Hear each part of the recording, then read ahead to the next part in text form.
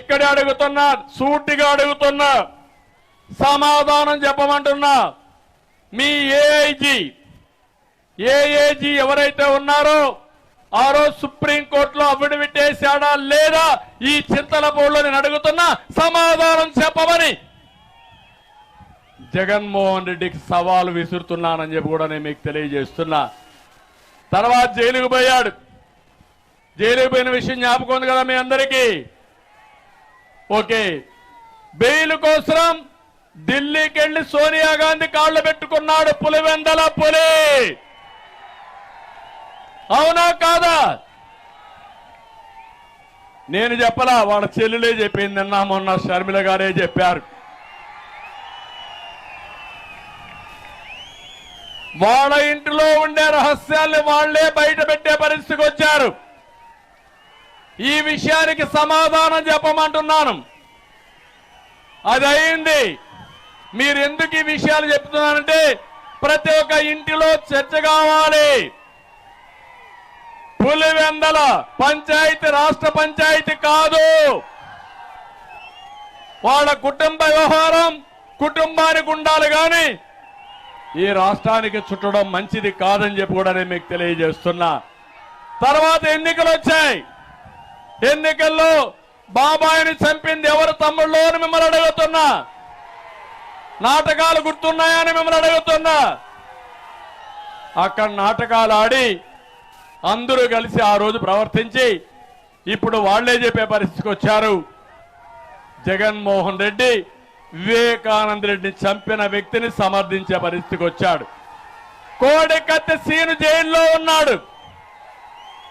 వివేకానంద రెడ్డిని చంపిన వ్యక్తి రోడ్ల మీద ఉన్నాడు.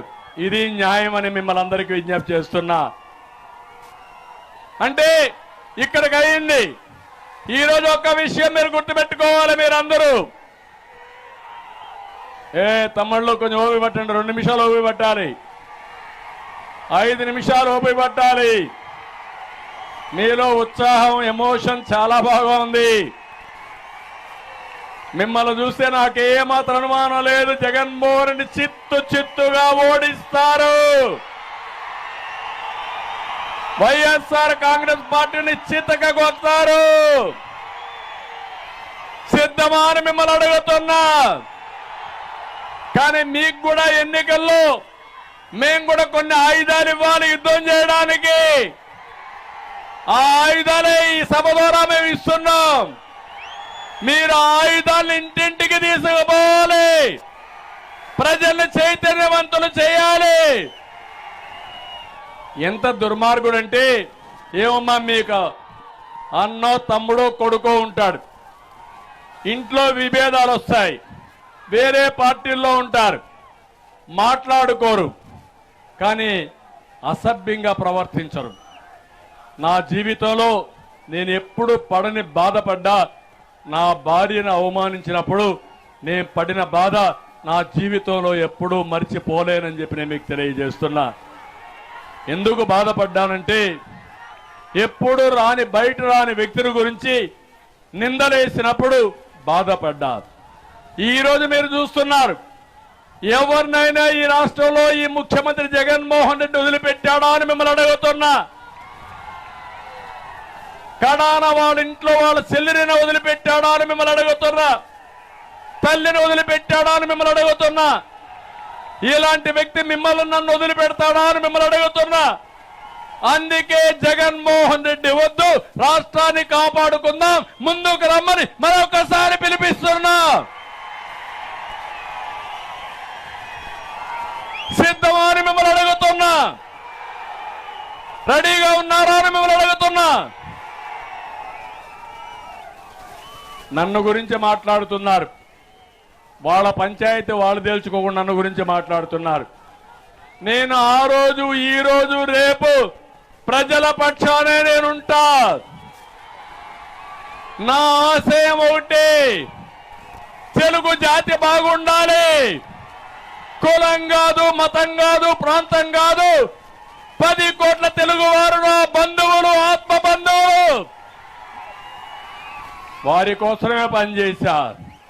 నా చివరి రక్తము బొట్టున్నంత వరకు మీకోసమే నేను బతకతా, మీకోసమే ఉంటా, మీకోసమే పనిచేస్తా, నా శక్తి ఏంటో నిరూపించుకుంటానని మరొక్కసారి మీ అందరికీ హామీ ఇస్తున్నా. విభజన సమయంలో నేను ఆ రోజు ఒకటే చెప్పాను, 2 ప్రాంతాలకు న్యాయం చేయాలని చెప్పిన వ్యక్తిని నేను. కానీ ఆ రోజు విభజన చేశారు. ఆ విభజనప్పుడు ప్రత్యేక హోదా కూడా పెట్టారు.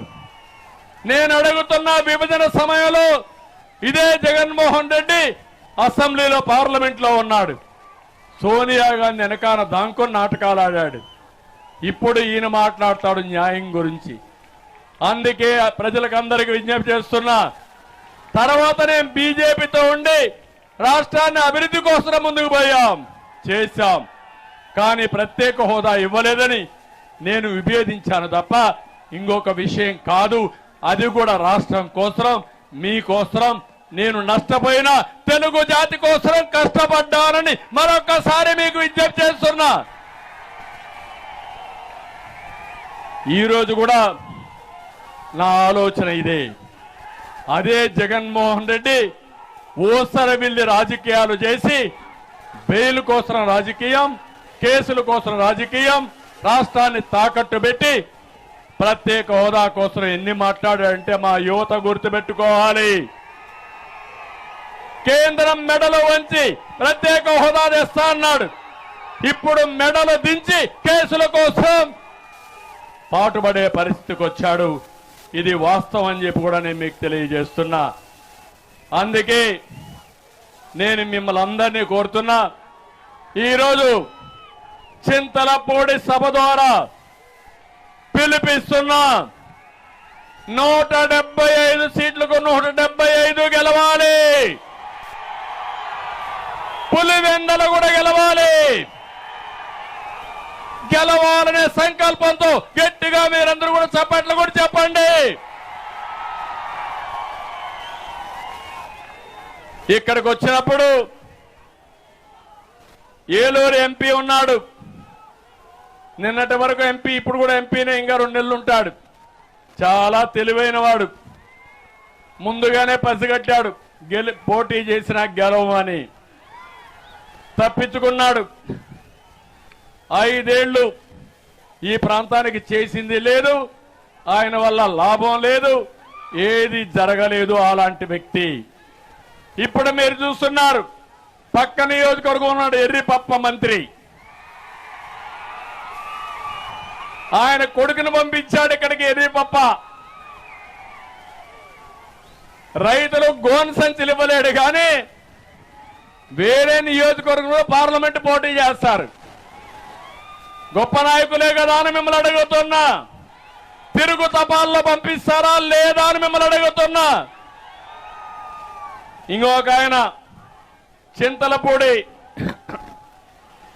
చింతలపూడి ఎలీజా, గ్రాఫ్ పడిపోయింది, నీ చీటీ చినిగిపోయిందన్నాడు జగన్మోహన్ రెడ్డి. అమలాపురం పంపిస్తా అన్నాడు. ఈయనన్నాడు, నా గ్రాఫ్ పడిపోతే నీ గ్రాఫ్ పెరిగిందా, నీది పడిపోయిందని చెప్పాడు. చెప్పాడా లేదా? జగన్మోహన్ రెడ్డి గ్రాఫ్ పెరిగిందా తమ్ముళ్ళు? పెరిగిందా ఆడబిడ్డలు? రేపు ఎన్నికలు వస్తే తెలుస్తుంది. ఊరు తిరగబడుతుంది, ప్రతి ఒక్కరు తిరగబడతారు. అది జరగాలి. జరుగుతుందా లేదా? పాపం ఎలీజా పని అయిపోయింది.